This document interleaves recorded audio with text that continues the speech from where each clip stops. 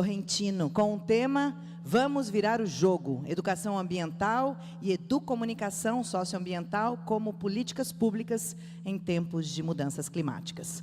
Marcos Sorrentino é pedagogo, biólogo com mestrado e doutorado em Educação Ambiental. Professor sênior da Universidade de São Paulo, dirige o Departamento de Educação Ambiental e Cidadania do Ministério do Meio Ambiente e Mudança do Clima do Brasil. Atua desde os anos 70 em movimentos ambientalistas e de cidadania e trabalha diretamente com políticas públicas de educação ambiental, planejamento sustentável e práticas educomunicativas.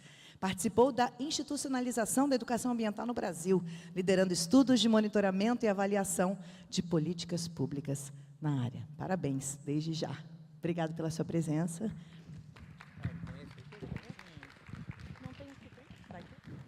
Não. Bom, boa noite. Não dá para ver muito bem vocês, mas é um momento muito importante para a gente conversar sobre por que estamos onde estamos. Eu acredito que as tantas falas que antecederam aqui já deram um panorama bem abrangente sobre, estamos perdendo de goleada para a degradação. Degradação ambiental, degradação social, degradação humana. 2, se tomarmos como referência a Rio 92, quando 3 convenções foram assinadas, e a COP 30, nesse espaço de tempo, a situação piorou. Ou seja, a nossa biodiversidade está mais erodida, os nossos solos estão mais degradados e o nosso clima está pior. Então, convenções, acordos, pactuações não são suficientes para enfrentarmos a degradação social, ambiental e humana. Tampouco é suficiente informações. São suficientes as informações. Nunca se falou, tanto como nos dias atuais, sobre a questão ambiental. No entanto, nunca se degradou tanto como se degrada no momento atual. Então, informação não é suficiente. Também não é suficiente o conhecimento científico, porque hoje se tem muito mais conhecimento sobre essas degradações e nós degradamos mais. Ou as tecnologias que se desdobram desse conhecimento científico. Temos tecnologia para a produção com energia solar, temos tecnologia vinda das várias agriculturas que o Marquito relatou aqui, tecnologias vindas das várias alternativas de deslocamento urbano, mas ainda somos refém de uma mesma matriz energética, de um mesmo modelo monocultural de agricultura. Então, não é suficiente também os conhecimentos que estão listados aí para serem acessíveis e não estão sendo acessados. Por que disso? Como é que nós enfrentamos esse estado de degradação que transborda das telas de televisão e não repercute em mudança de comportamentos, de valores, de atitudes nas sociedades humanas? Não precisa olhar para muito longe, vamos olhar para nós mesmos e os nossos desejos consumistas e a nossa prática cotidiana. Nós estamos num encontro com cadeiras enfileiradas, com algum douto saber vindo ser explicitado aqui, alguma boa experiência vindo sendo explicitada aqui, com nenhuma interação entre nós.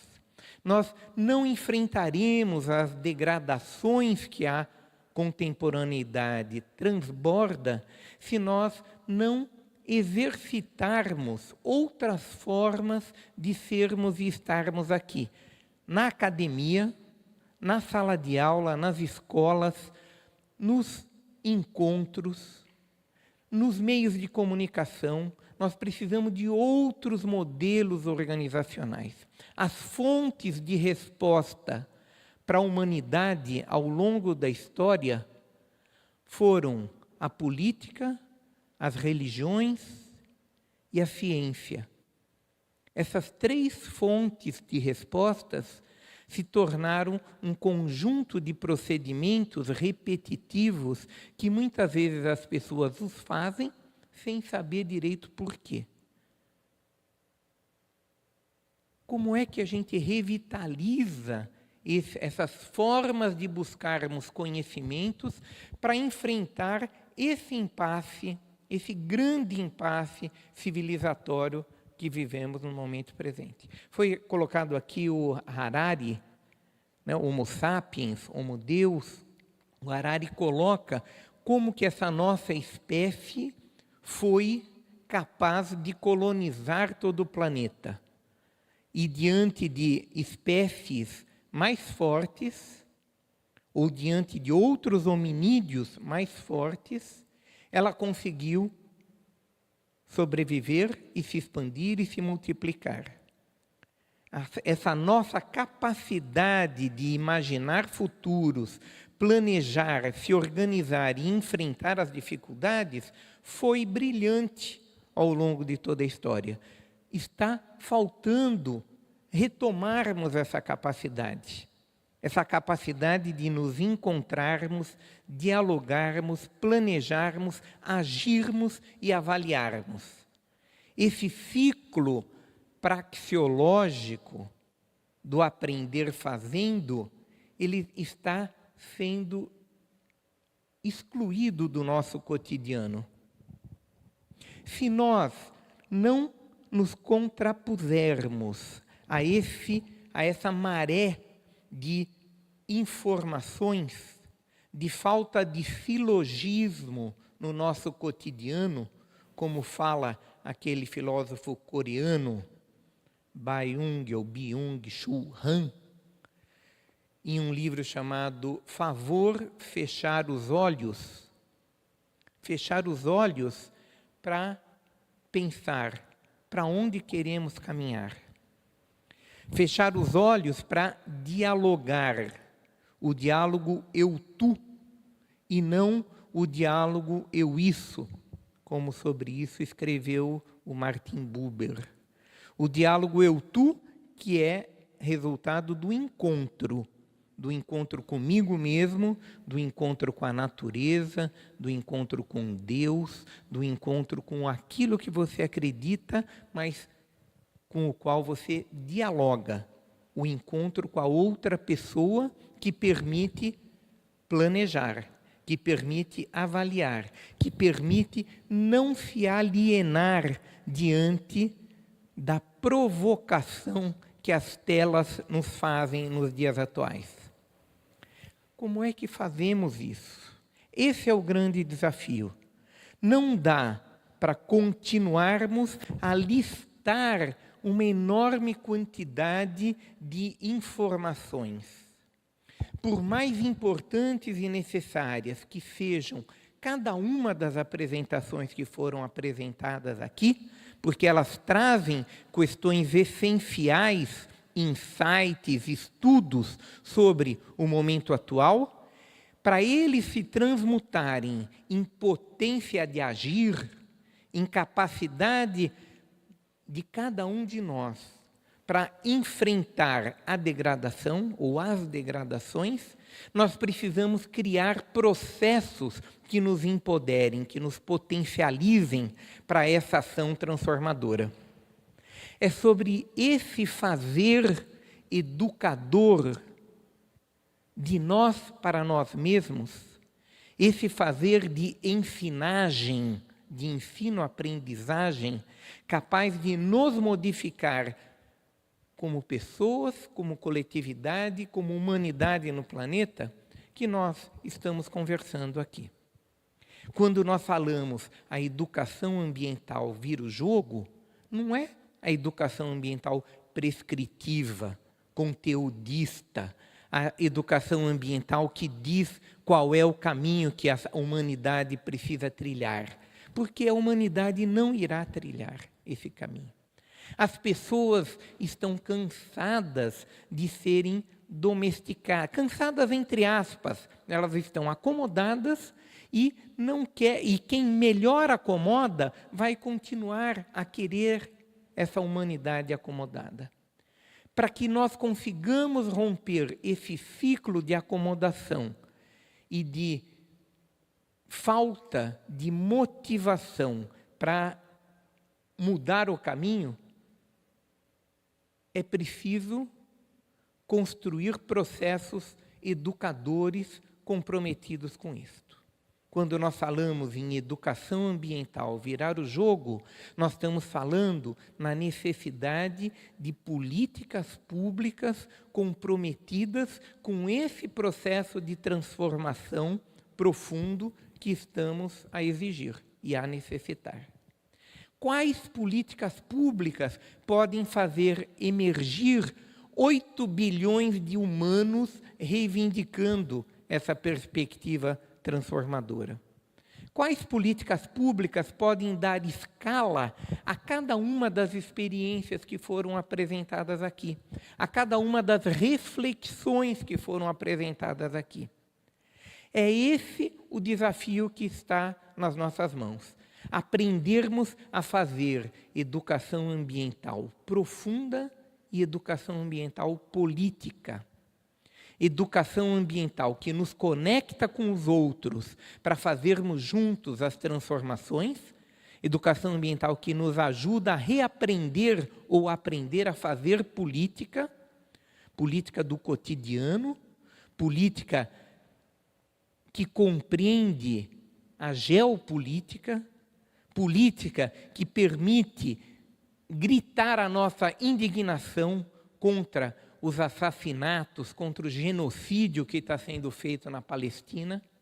Política que nos potencializa para ir para a rua dizer não à anistia, não por não gostarmos que as pessoas sejam anistiadas, não por não gostarmos dessas pessoas, mas para não darmos o exemplo que aqueles e aquelas que querem o fim das oportunidades de diálogo, o fim das oportunidades de participação, o fim da diversidade, o fim da possibilidade de outros modos de produção e consumo, eles precisam se calar.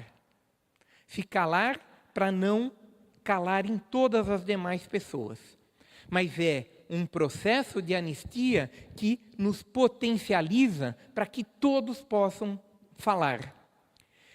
Essa perspectiva de fazer educação ambiental política precisa rimar, dialogar com a perspectiva de fazer educação ambiental profunda.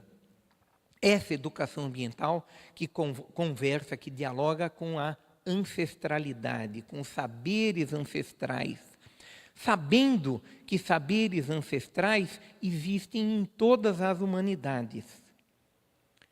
E todos eles foram obnubilados, foram jogados para baixo do tapete, especialmente os saberes ancestrais que sacralizavam a natureza, que dialogavam com a natureza. Então, nós podemos e devemos dialogar com os saberes ancestrais, mas devemos também dialogar com a nossa capacidade de perceber outras vozes que estão aí a se manifestar de formas diversas. As vozes das árvores, as vozes dos ventos, as vozes das águas.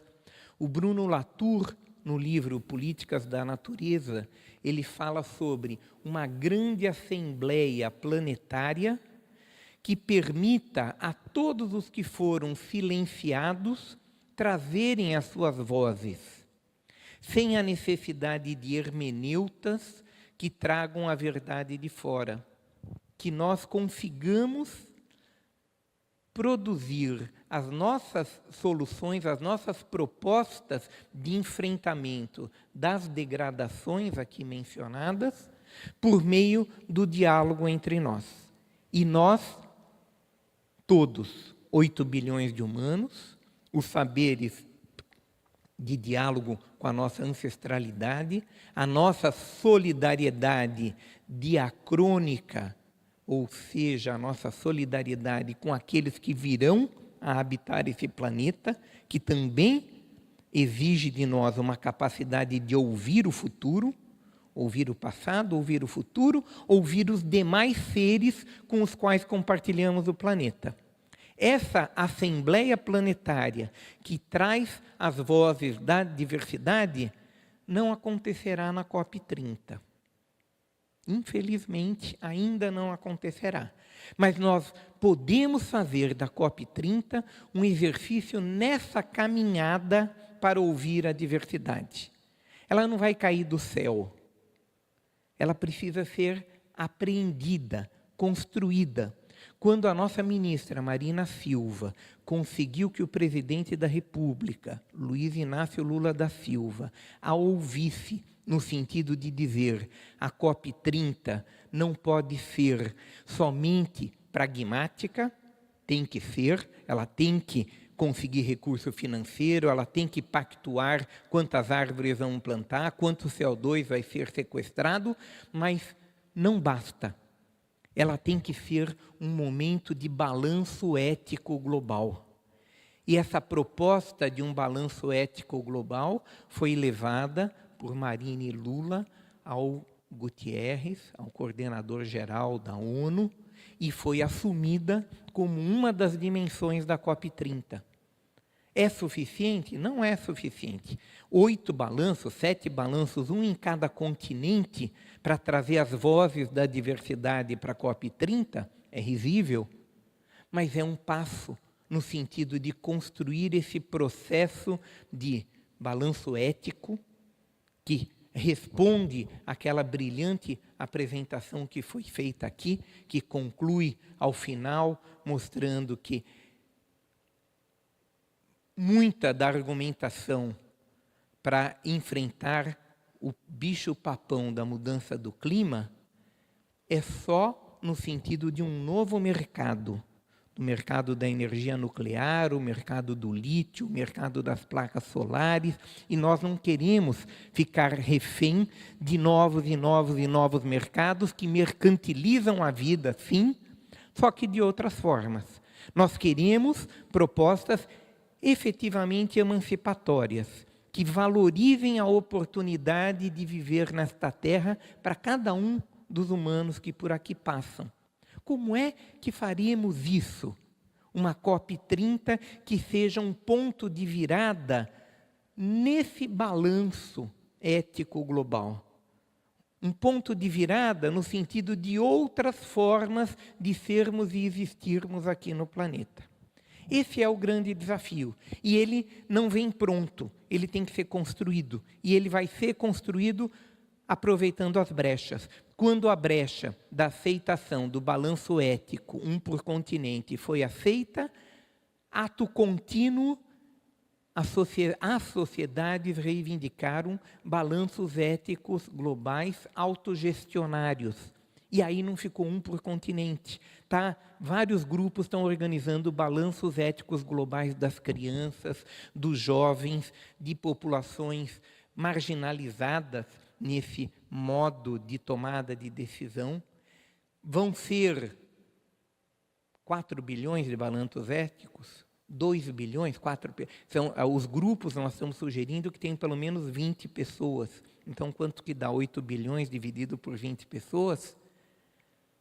Dá um número grande. Não teremos esse número grande de balanços éticos globais. Mas estamos sinalizando no sentido do que queremos e exigiremos das políticas públicas de educação ambiental. Que elas promovam milhões de balanços éticos globais e locais, não só até a COP30, mas depois da COP30. Que as políticas públicas se comprometam com a promoção desses balanços éticos em cada tribo de convivencialidade. Que a ceia de Natal de cada família, das que ainda podem fazer ceias de Natal, sejam momentos de balanço ético. Que além de falar abobrinha, que muitas vezes é bom, nós também conversemos sobre para onde queremos caminhar como espécie humana. Quais valores nos alimentam? O pacote de modernidade que os nossos avós compraram como a forma de ser feliz, nos atende? Atende a toda a humanidade e a possibilidade de futuro para os humanos no planeta?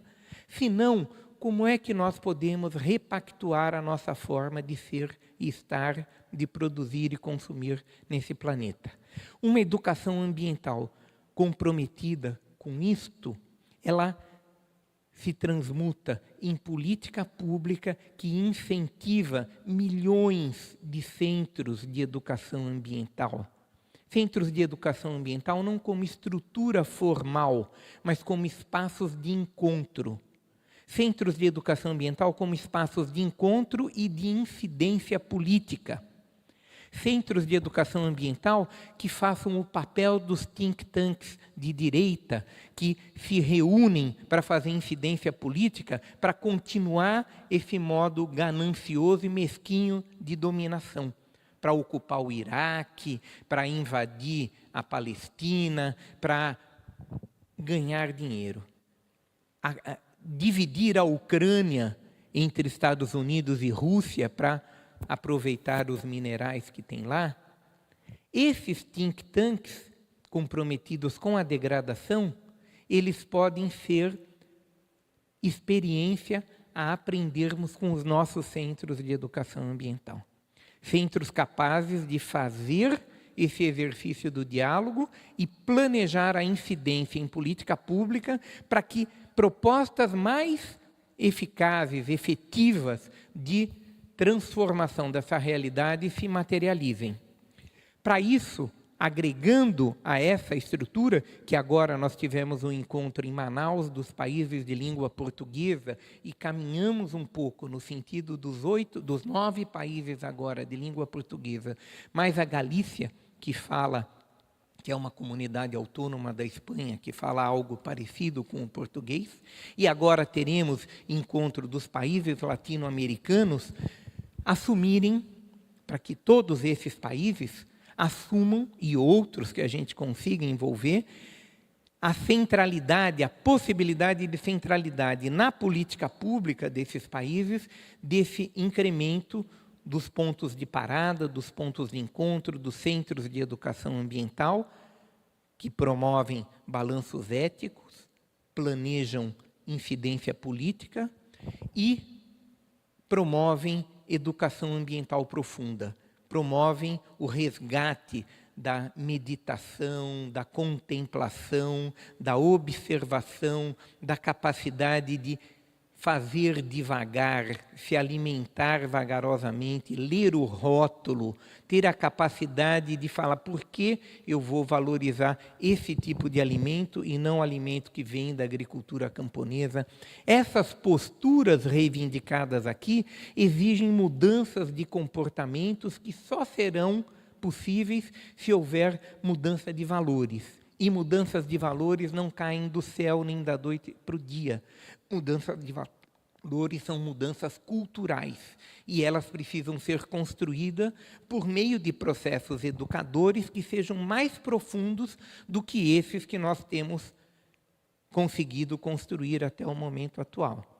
Aí entra um segundo componente, e é a última coisa que eu falo aqui, que é a nossa necessidade de fazer campanhas, de comunicação de massa, de fazer o passarinho cantar, ou melhor, fazer as pessoas ouvirem os passarinhos cantando, para elas se interessarem e irem para os centros de educação ambiental, para os núcleos de acolhimento, de diálogos sobre a necessária transformação social. Então, políticas públicas calcadas nesses 2 pilares da comunicação profunda de massa, junto à totalidade das sociedades e dos pontos de acolhimento precisam e podem ser construídas.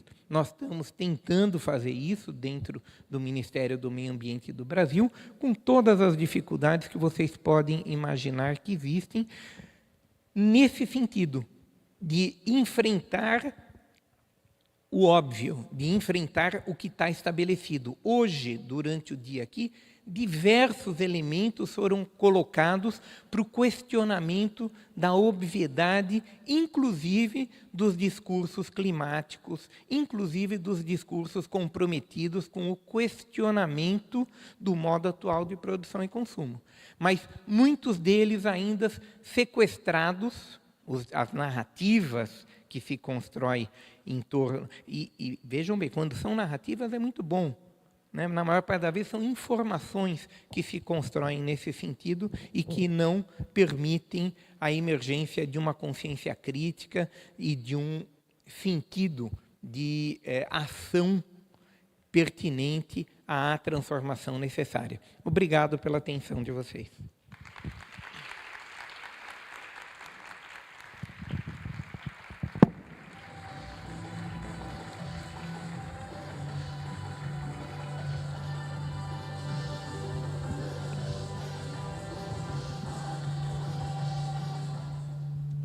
Estamos chegando ao final, temos mais 2 conferencistas. Gostaria de chamar ao palco Antônio Volkmer, com o tema O Direito Frente às Mudanças Climáticas e às Rupturas Ecossociais.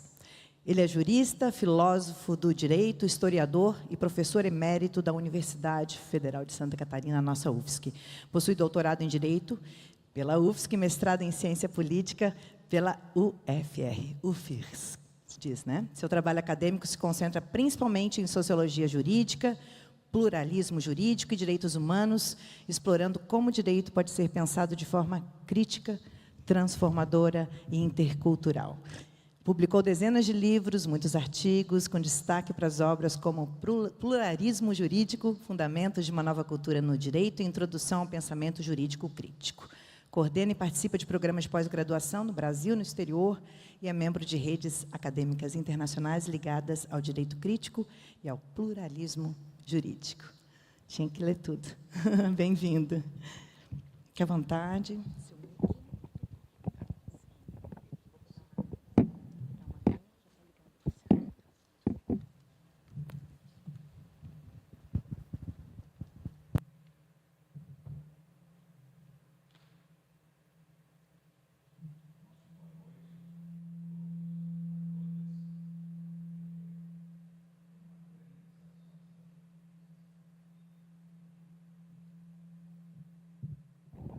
Alô.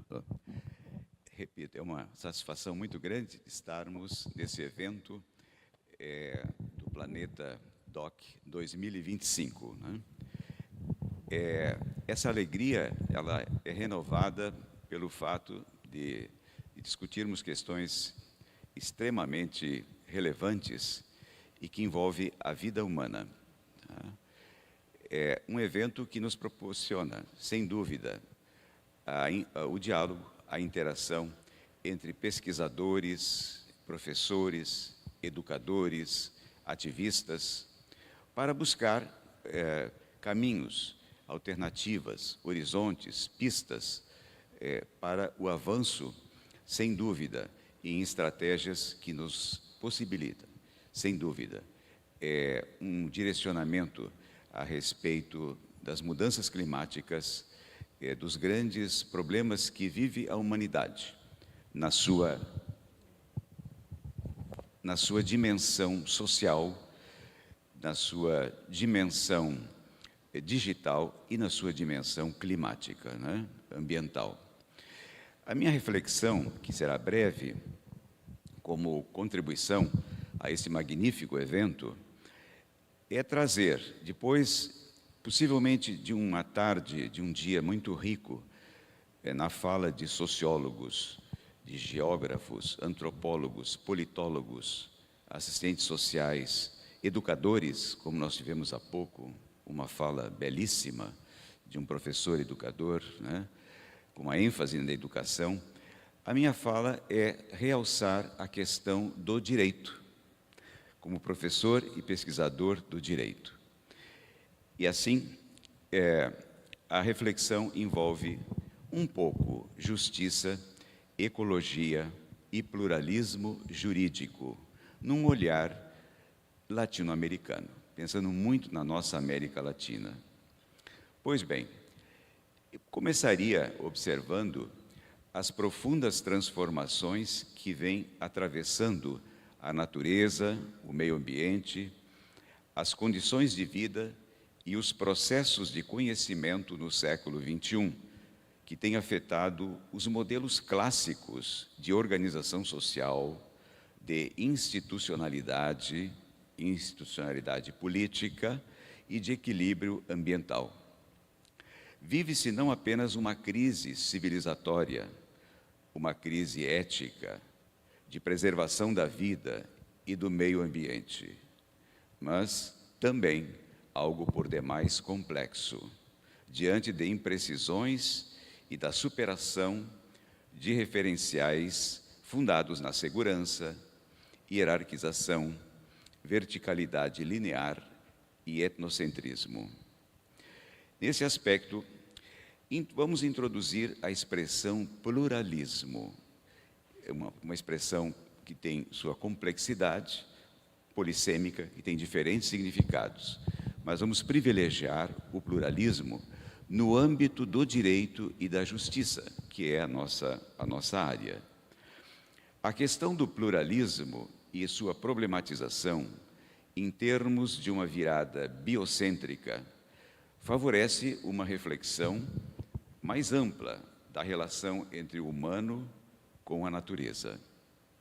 Logo, importa trazer que a crise que atravessa a civilização no antropoceno impacta nas formas de organização social, nas relações humanas, na estrutura de poder, na produção científica, nas questões ecossociais e nos ecossistemas que compõem a natureza. O contexto hegemônico do sistema mundo capitalista e colonial e a imposição da razão neoliberal produzem novas formas de dominação, de exclusão e subalternidade. Urge imaginar processos dinâmicos de transição de paradigmas em um espectro biocivilizacional, em nível micro e macro, na dimensão do teórico e do prático, para que um outro mundo biocêntrico e pluriversal seja possível. Em uma dimensão autêntica, equilibrada entre a relação do humano com a natureza. Mas qual a razão de retomar o tema e por que discutir o pluralismo na justiça e no direito em tempos de crise, de uma crise civilizatória e de uma crise ambiental? Ora, justifica-se plenamente o seu resgate como uma categoria-chave para investigar e discutir sistemas normativos múltiplos com lógicas próprias dentro de um mesmo espaço social de produção, reprodução e circulação, questionando a hegemonia do monismo antropocêntrico como um paradigma reinante, predominante na cultura jurídica do Ocidente, particularmente, na modernidade, construído na modernidade ocidental, né? Vinculando muito a produção do direito e da própria justiça ao poder político, ao Estado, desconsiderando a dinâmica ecológica, que implica uma abordagem complexa e transdisciplinar.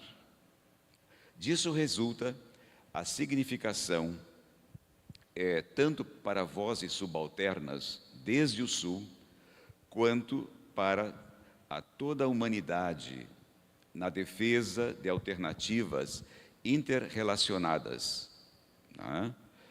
E assim, tendo presente essa configuração, né, podemos observar, por certo, né, a pluralidade de modos de ser e de viver.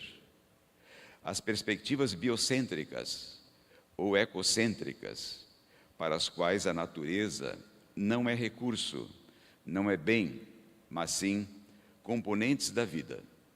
E assim cabe recuperar esta simbiose comum, priorizando o ser humano e a sua relação com a natureza. Trata-se da oposição dos novos coletivos sociais concretos ao paradigma do indivíduo abstrato metafísico, no contexto da cultura da modernidade cartesiana, né? Do individualismo. É o reconhecimento de que a natureza não é um mero objeto ou um bem jurídico, mas sim um sujeito também de direitos, assim como o reconhecimento de que o ser humano integra a natureza, bem como o trabalho comunal para a manutenção da vida integrada cognitivamente com a natureza, da qual o ser humano jamais deixou de ser parte. Certamente, para o direito ser uma ferramenta, já que estamos enfatizando nessa reflexão o direito e a justiça, para o direito ser uma ferramenta emancipatória, um direito plural, comunitário e ecológico, necessita-se de um direito do comum, com instituições do comum, ou seja, uma ordem jurídica direcionada para um horizonte crítico relacionado à interdependência entre o sistema social e o ecossistema. Diante da ineficiência dos padrões normativos do direito ambiental tradicional, justifica-se propor um direito e uma justiça ecológicos, de tipo comunitário e interdependente com o ecossistema, instituído por forças sociais e sujeitos coletivos com autonomia própria, independente do controle institucionalizado, representado pela intervenção e absorção do formalismo técnico do Estado. Pois bem, buscamos assim uma dimensão biocêntrica. É uma ruptura.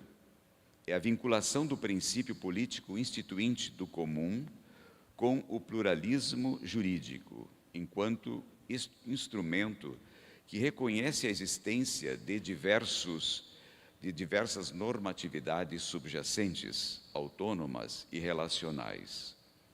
O pluralismo privilegiado aqui, nessa reflexão, valoriza não mais um direito individual atrelado unicamente ao Estado, mas a um direito comunal, complexo e ecológico, capaz de impulsionar, no dizer de Flávia Alvim, o desenvolvimento de paradigmas avançados, como o reconhecimento dos direitos da natureza e o bem viver.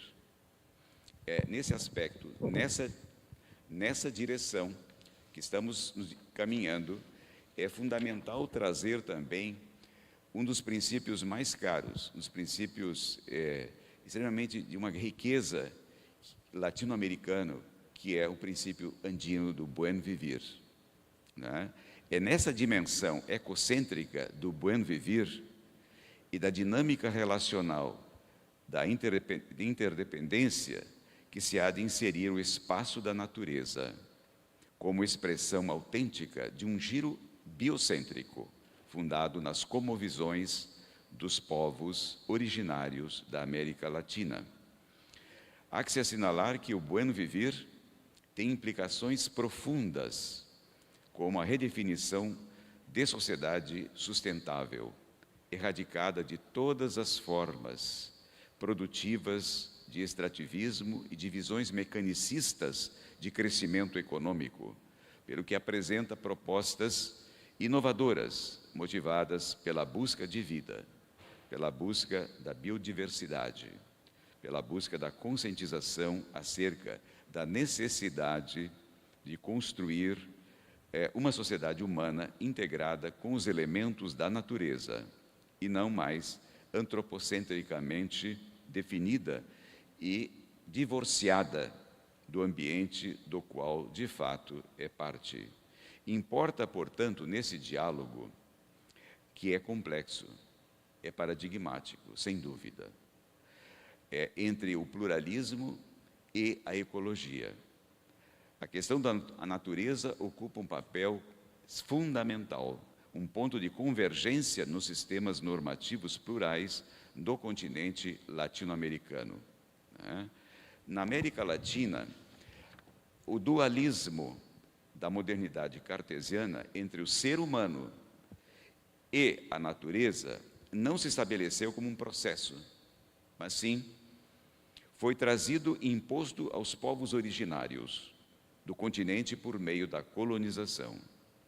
A colonização do continente, para além de outros aspectos, oportunizou colonizar um processo de exploração dos recursos e dos bens comuns da natureza. E isso se deu sobre as bases monoculturais e antropocêntricas. Ambas, sem dúvida, estranhas às formações sociais locais, que encerravam em si grande diversidade humana, mas guardavam em comum o respeito pela ordem cósmica, a compreensão de si próprios como elementos integrantes de um sistema único e harmônico, a Pachamama, a Madre Terra. Isso mostra que aquilo que no Ocidente se designa por consciência ecológica e que é assumida como própria da modernidade nos últimos séculos, é, em outros contextos, como o latino-americano, a tradição multissecular, transmitida através de processos de resistência e política. Aí a distinção, né, entre essa tradição ocidental, patriarcal, colonizadora, individualista, de uma concepção ecocêntrica, própria da nossa tradição dos povos originários.